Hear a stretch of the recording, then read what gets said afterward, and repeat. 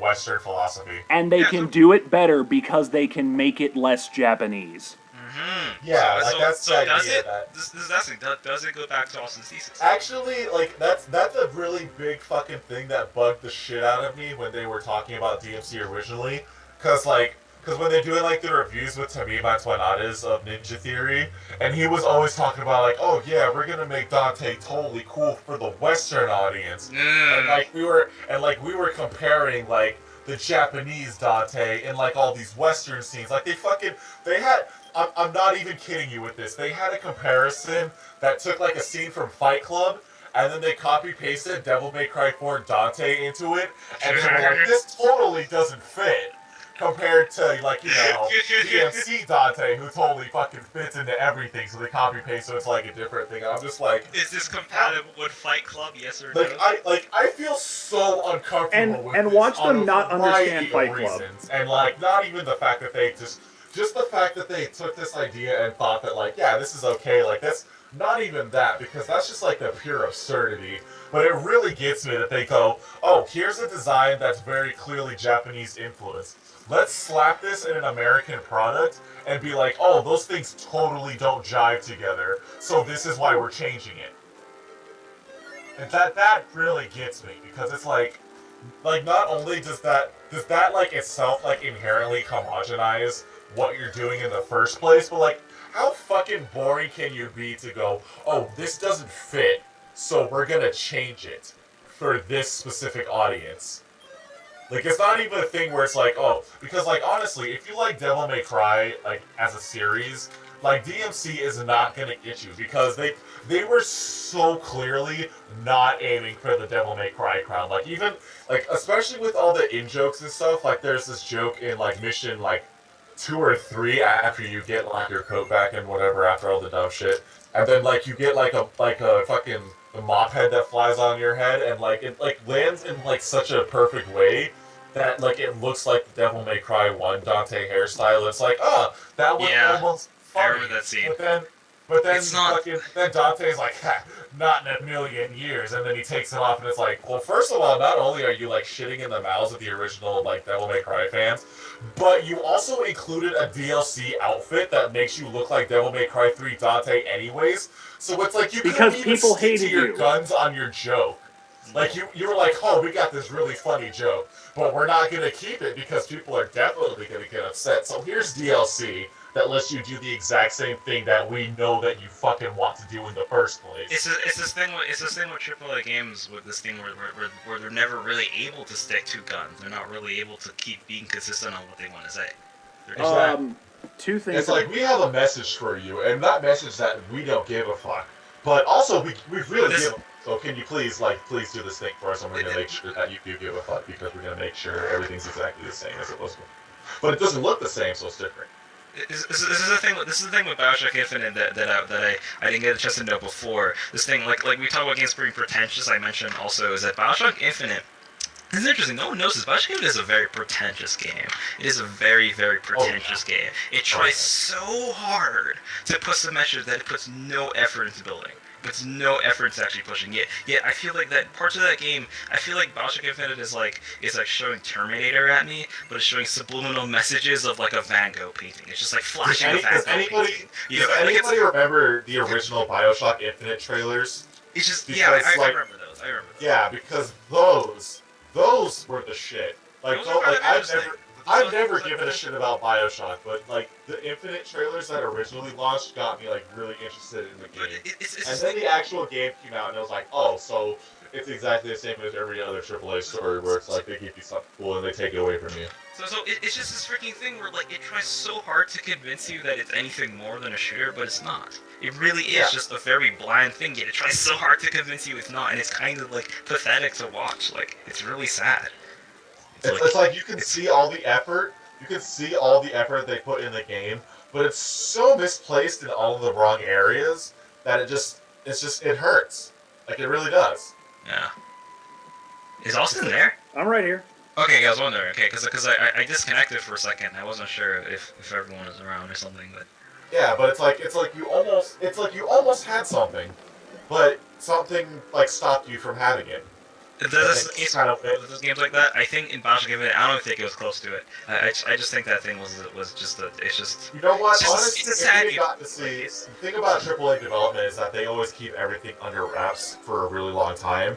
And I feel like if we had gotten to see a lot more of Bioshock Infinite's development a lot earlier in development before it got scrapped like 8 million times, I'm sure there would have been something like really great that was sitting there.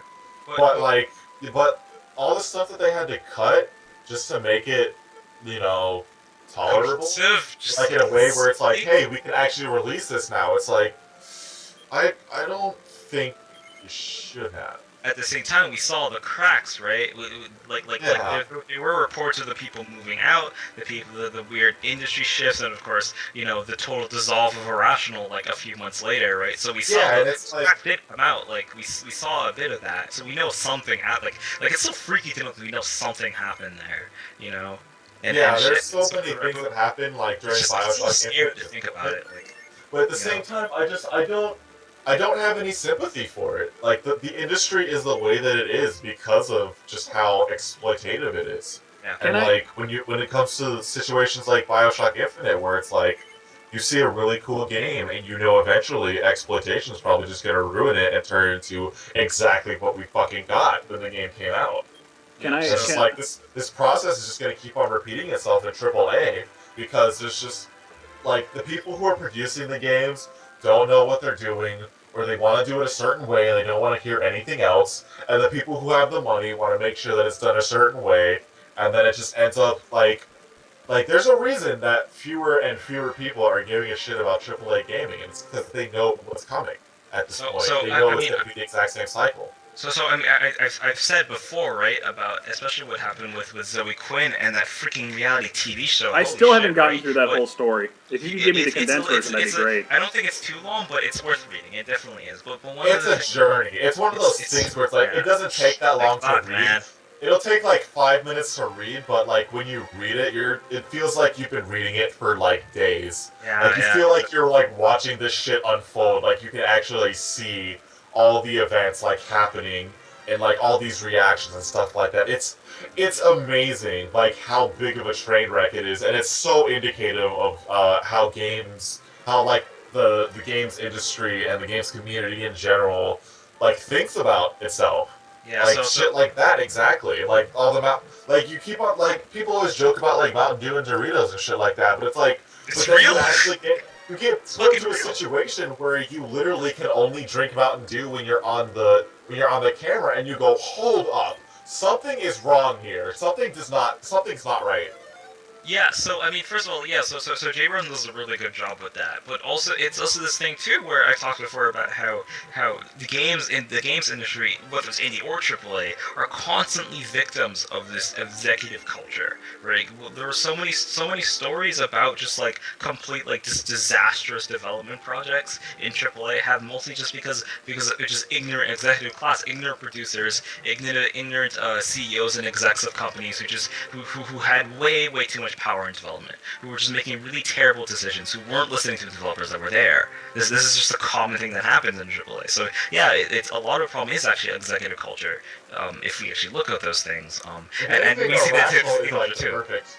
If anything, Irrational is like the perfect story of that exact same thing, because it was like I know like Bioshock Infinite was supposed to sell a lot better and it didn't, but it still sold really fucking well. It did. Yeah, it does. Like all things considered, and yet still, and that all things like still, Ken Levine was just like it's not even like the dissolving of Irrational wasn't even like, oh, Bioshock Infinite failed, so we're gone. It was Ken Levine going, you know what? I'm bored. I'm going to Slant 6 Games or whatever the fuck now, so I'm dissolving my studio and you're all fired, so bye.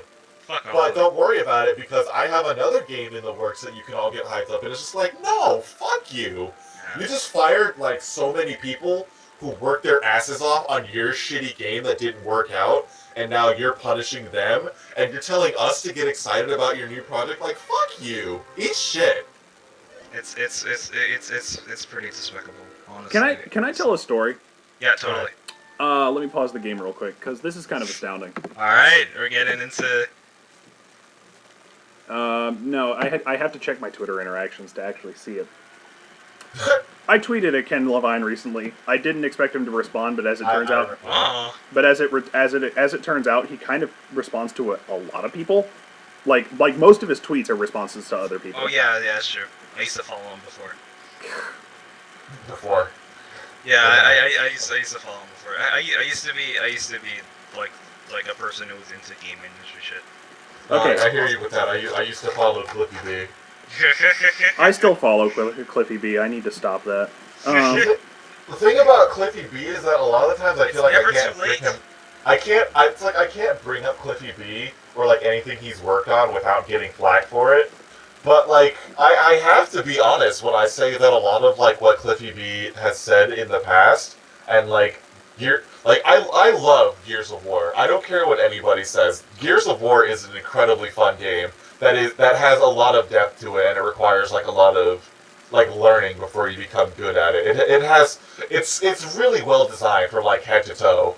And like even like the campaigns are like fairly well designed.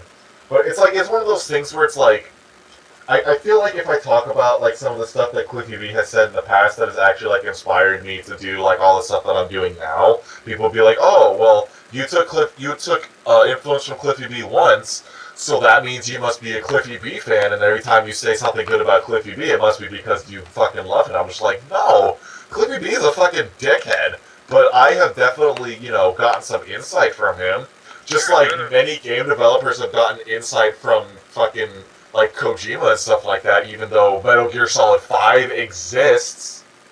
Yeah, it's just like, yeah, you can get valuable things from people. Like you can get valuable information from anybody. It doesn't matter who they are. The important part is that you get the information from the person, but you don't become the person. Yeah. Because